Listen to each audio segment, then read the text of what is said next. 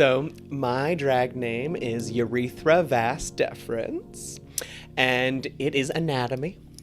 The urethra is what you pee out of, and the vas deferens is the highway in which semen travels to the urethra. My name is Black Cherry LeVay, and my name comes from my last name actually being Cherry, my government name. And at first I started off as Cherry LeVay.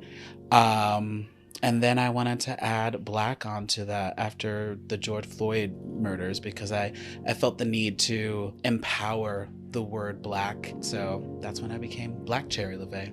We perform here in Scranton, and we really started in Stroudsburg, Pennsylvania. We also have done shows in Huguenot, New York, Port Jervis, New York. We've performed in Jersey. Like yesterday, we just performed at Keene University.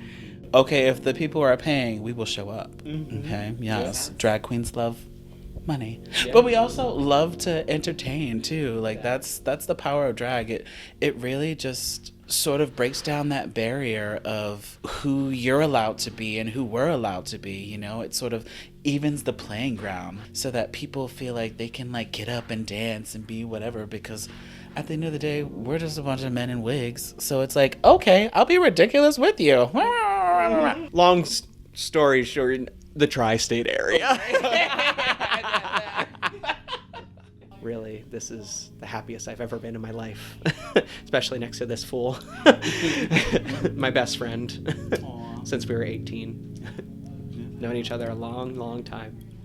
My entire life growing up was me putting on a facade and figuring out a new character to take on that would save me and protect me. Urethra is me.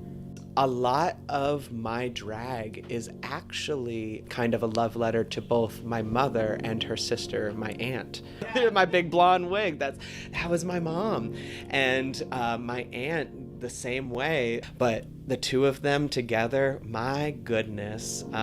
Growing up, I thought my mother and my aunt were the most beautiful women in the world. And you know, like growing up with strong Black women as well, my mom in particular, it was too late by the time I felt comfortable with her enough to tell her that I was queer.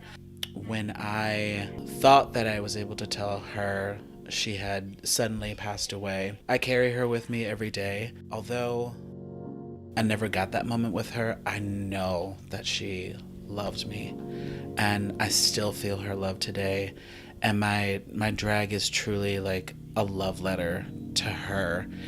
I 110% think we are social servants. Yes, to society. We are at the political and social forefront of, I wouldn't want to say almost every queer movement.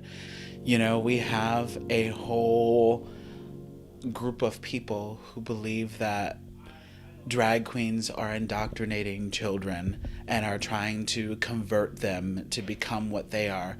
No, we're not trying to convert them to what they are. You know, we're trying to allow them and give them permission to be who they want to be. You know what I mean?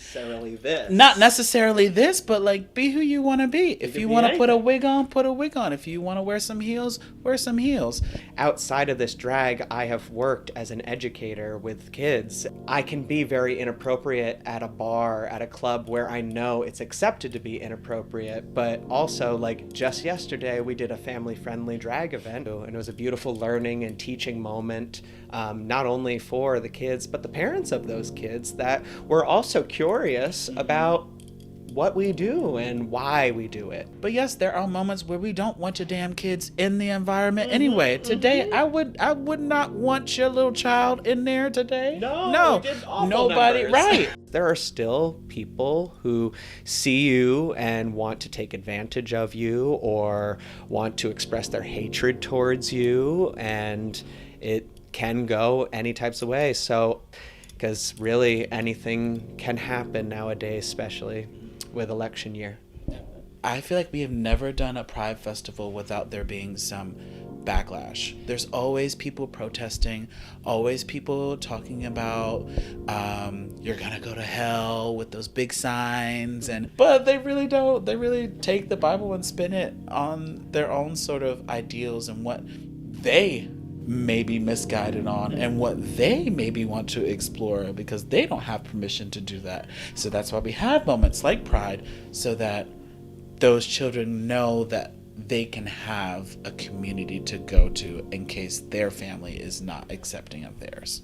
Drag, it just like sort of creates this illusion where like you can paint on another face and you can put on these outfits and you can put these things on your body to make you look like unrecognizable. But it's sort of also empowered me to become unapologetic in my queerness. Yes. There were so many new people out at this event that were new to drag, and hopefully they'll go home and have a conversation, and we're in an election year, and hopefully they'll go in that voting booth and they'll think about us when they're voting as well.